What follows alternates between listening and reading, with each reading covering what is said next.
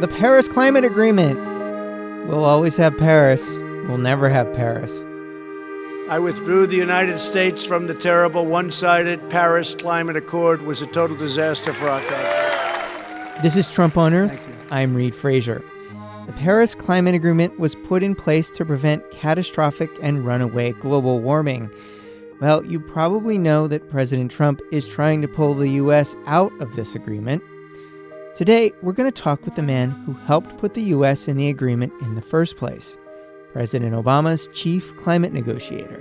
It was crazy for President Trump to do this. The agreement that we negotiated was an excellent agreement for everybody, particularly excellent for the United States. It was almost as though it was meant to hurt the competitiveness of the United States. So we did away with that one.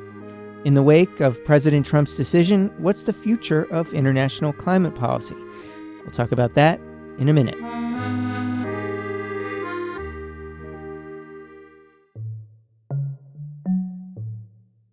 Hi, I'm Nate Cubis.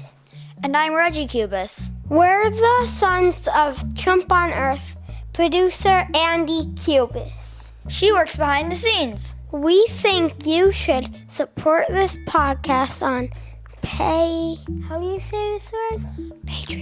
Patreon. Because the environment matters for us kids. Go to patreon.com/TrumpOnEarth to learn more. You can pledge as little as $1 a month. We can even afford that with our measly allowance, right, Nate? Right. Thank you. The Trump administration recently announced it's withdrawing from the Paris Climate Agreement. The soonest the U.S. can withdraw is the day after the 2020 elections.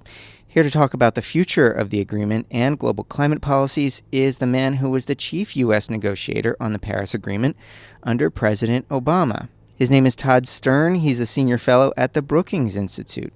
Mr. Stern, thanks for talking with me. Thank you very much. Glad to be here. And if you hear some background noise, that's because we're talking in a hotel lobby where Mr. Stern is staying while he's in Pittsburgh for a day. So let's start with the recent news that the U.S. is officially beginning its pullout of the Paris Climate Agreement. What does that mean for the agreement itself right now? Well, it's a bad step, of course. It's not a surprise because President Trump announced on January 1st of 2017 that he intended to do that. What happened on November 4th is that the U.S. submitted their formal notice of notification of withdrawal, which is what you have to do under the agreement to pull out. And that then lays over for 1 year.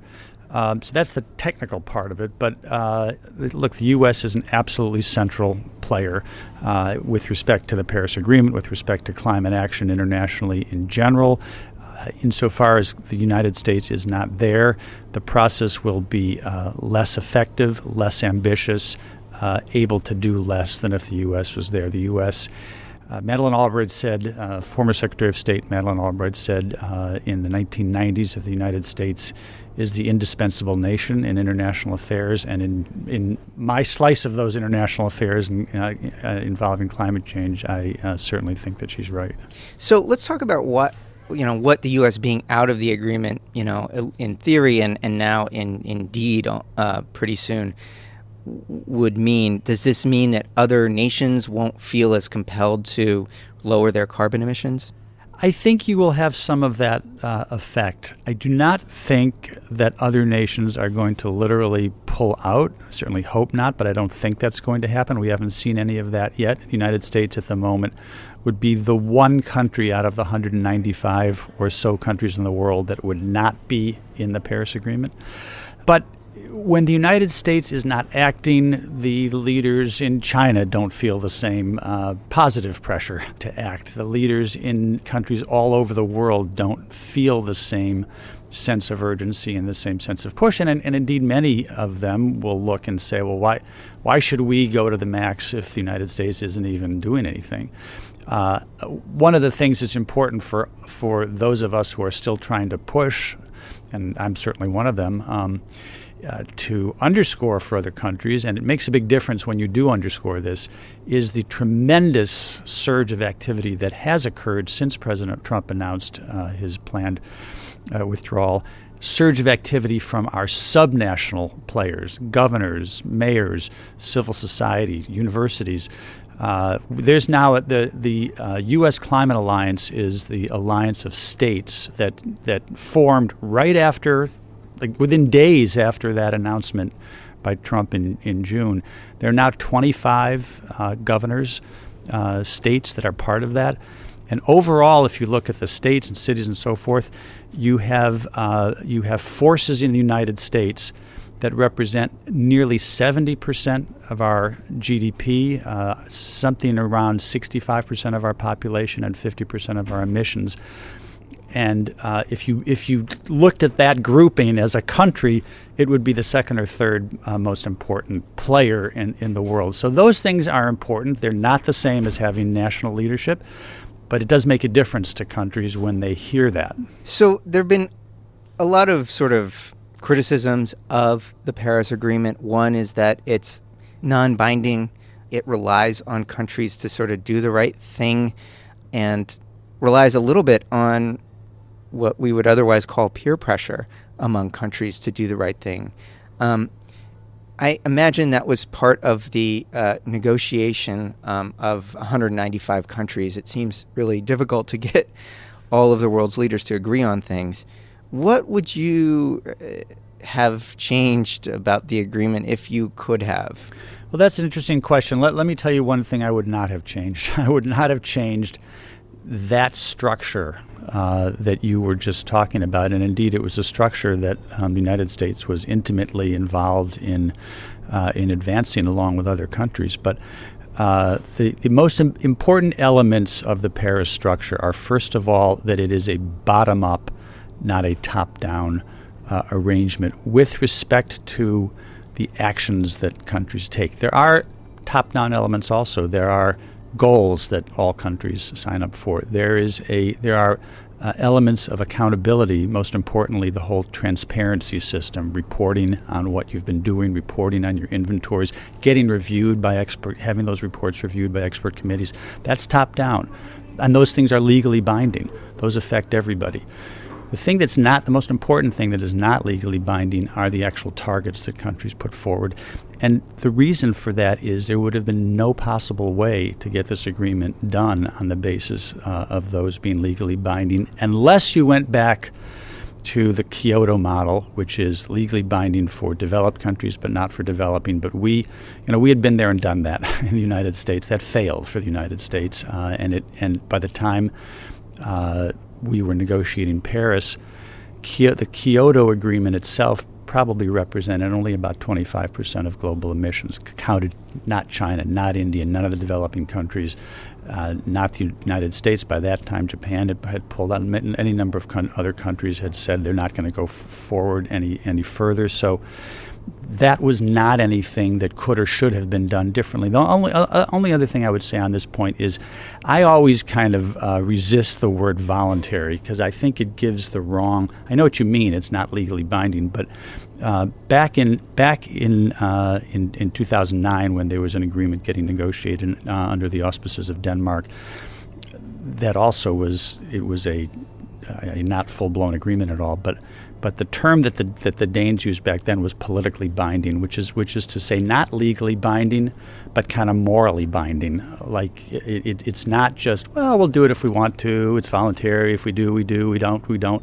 That's not the way this is supposed to work. Once you take on a target, that target is not legally binding, but you are expected to fulfill it, and you get judged. You get scrutinized through the transparency mechanism, which, as I said, is legally binding. So the expectation is you follow through, although it is not legally binding, as they say. And on that point, are countries more or less following what they said they would, or are they falling short so far? Well, it's a mix. I think that the United States, if we had not had President Trump in office, would have been meeting our target.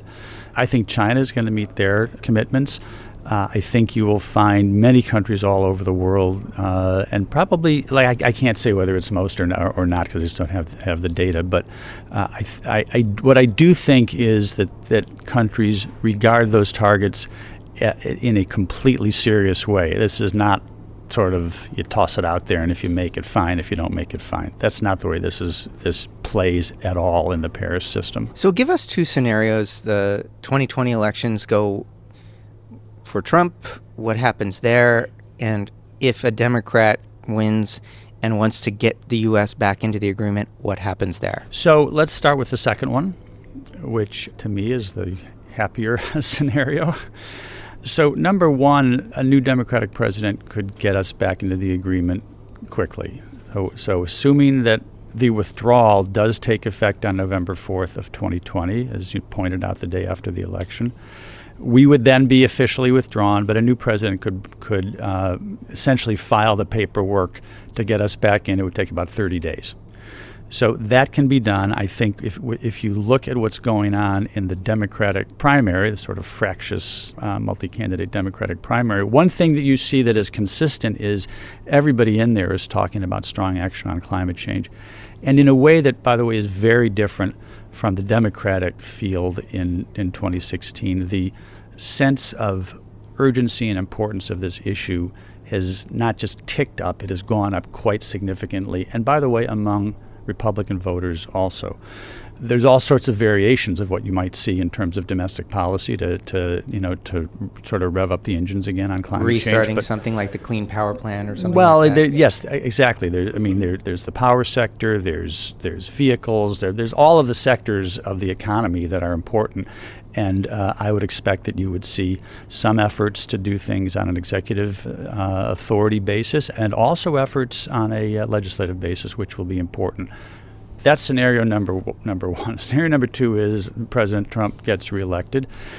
Then I think that there's no reason to expect anything particularly positive from the federal government. I think what you would see is probably even more intensive action from the states and cities, maybe even more intensive coordination, because now, at some level there has been the sense that we just have to make it till 2020, and then there'll be a chance to get a Democrat. And if it's now clear that that's 4 more years, I think you'll see that much more intensive action by state and local, and hopefully by the public. You have seen action all over the world. Some of it led by children, right? Some of it led by the school strikes that were inspired by that Swedish girl, Greta Thunberg.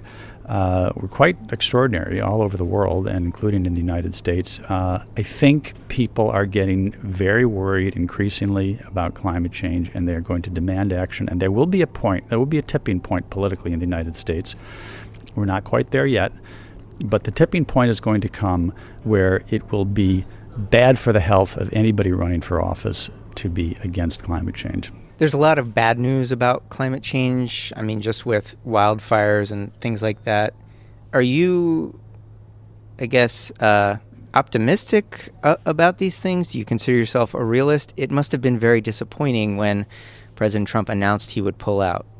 Well, of course, it was very disappointing. It was I in situations like that, I tend to get angry before I get disappointed. I mean, that's probably a useful a useful trait for somebody who is in my position of trying to negotiate this whole thing for 7.5 years. I mean, I try to always keep my eye on the ball of, okay, this is our situation now, whether I like it or not. What do we do to move the ball down the field? We were trying to go straight down the field. We can't go straight. We're going to have to zigzag. How do we do it? What's the next step? What do we do domestically? What do we do internationally?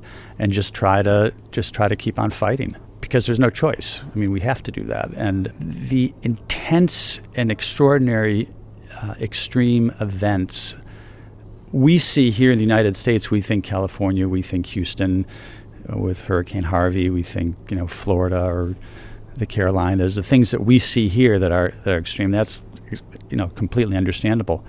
It's going on like that all over the world. It's going on like that in Pakistan and Thailand and India and China and Africa and Latin America. Temperatures of 125 degrees in India, things like that. I mean, and not just in a steady state. It's getting more and more. As the big authoritative science reports, there have been several in the last year, have pointed out. So there isn't a choice here. I want to ask you about the reaction these climate plans might have in the home countries. We saw with the Yellow Vest movement in France, in particular, sort of a backlash to climate policies. There was a lot going on with those movements. But what's your reaction when seeing those kinds of policies put in place and not getting the kind of popular support that you think might be necessary? Well, two things. First of all, I don't think, as an observer, not a professional observer, but a fairly close observer of France, I don't actually think that the Yellow Vest movement was mostly about climate change. I think the Yellow Vest movement was mostly about people in the rural areas feeling that they were not being seen and not being heard by the leaders in Paris. And I think that's why the symbol was the gilet jaune, the yellow vest, which is the bright sort of vest that you wear. The trucker's vest. Yeah, the trucker's vest, so that people can see you on the side of the road, that kind of thing, where they otherwise couldn't see you. So I think it took the form of, okay, here you're putting a tax now on something. Turns out it's climate change that's going to affect us more than it's going to affect the people in the cities. You don't hear us, you don't see us. I really don't think that's fundamentally about climate change. Your question, though, is still valid. I think that at all times, policymakers have to think very seriously and take very seriously the impacts on people. There will inevitably be impacts by people. If we're in the process of the transformation of our economies from high carbon to no carbon, which is what's going on here. It'll be high to low and then no. There's people who make their livelihoods in the fossil fuel business. Those have to, they're coal miners. There has to be really serious effort, and I think more generous even than you might think. Well, you don't have to do all that. Yeah, we should do all that because people, they haven't done anything wrong. They've been helping to build this country. It's just that now we have to move to another system. Well, Todd Stern, thanks so much for talking with me. Thank you very much. Thanks for listening to Trump on Earth. A quick note, our last episode had a technical glitch and some of the audio in it didn't play. We fixed that problem, for which we do apologize, and the correct episode is back on all your favorite podcast streaming platforms. Speaking of which, you can find all our episodes online at trumponearth.org and anywhere you get your podcasts. If you want, you can write a review and tell your friends about it. Helps spread the word. This podcast is supported by the Robert F. Schuman Foundation. Our producer and digital editor is Andy Cubis. Kathy Nauer is the executive producer. I'm Reed Frazier. Thanks for listening. See you next time.